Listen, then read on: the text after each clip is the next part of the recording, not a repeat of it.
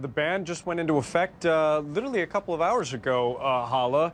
And it is a growing crackdown clearly on the internet, though the Turkish government is justifying this crackdown for different reasons.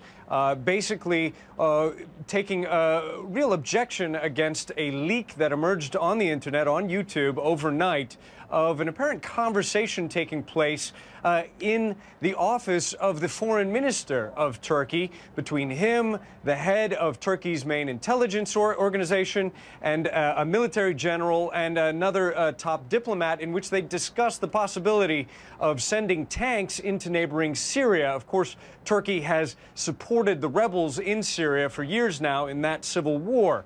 The Turkish Foreign Ministry came out announcing that the leak of this conversation in such a sensitive place is basically an attack, an act of espionage, and a very serious crime against the national security of Turkey. And that is why the Turkish government has taken the step to shut down yet another very popular social networking and video sharing site in Turkey. You can still get to YouTube if you go through a VPN, but of course, this comes after the Turkish government banned Twitter, which has more than 10 million Turkish subscribers, and the ban comes into effect, both of these bans, just days before Turkey goes to the polls in elections. These are local elections for mayors of cities and towns, but held nationwide on the same day.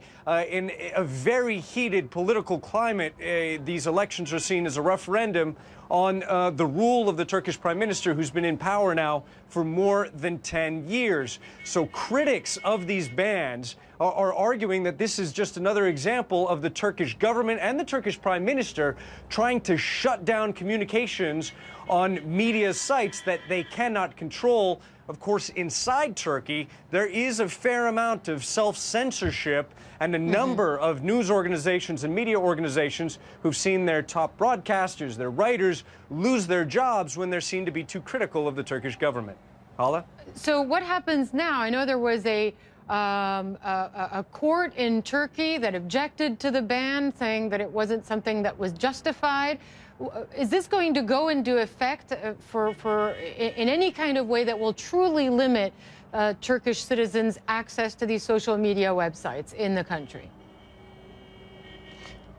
Well, we've spoken to officials in the Turkish Prime Ministry. They have said that other sites will be shut down if nationally sensitive material is leaked on them. And we've seen a campaign of wiretap leaks over the course of the past months that clearly the Turkish government is uncomfortable with, because a lot of the material in there, these are apparently phone conversations purportedly between the Turkish Prime Minister, members of his inner circle, top executives from Turkish corporations, from other government agencies, and some of it, if it is true, is potentially criminal. It involves purportedly conversations where the Prime Minister instructs his own son to hide millions of dollars, tens of millions of dollars in cash from police investigators. That has been denied by the Turkish Prime Minister.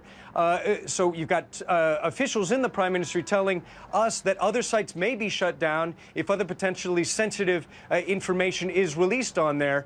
As you mentioned, a Turkish court has overturned the Twitter ban, but Turkish officials are leaving the door open for a broader ban of the internet. The problem here is that Turkey cannot shut down the worldwide internet unless it implements bans on the scale of China, for example, where you really are limited access to Twitter, to the New York Times, to other news organizations. You just can't shut down the internet unless you cut Turkey off from the rest of the world. The bigger problem, it seems, that Turkey faces are leaks within the government itself. And that, until now, the government seems unable to stop.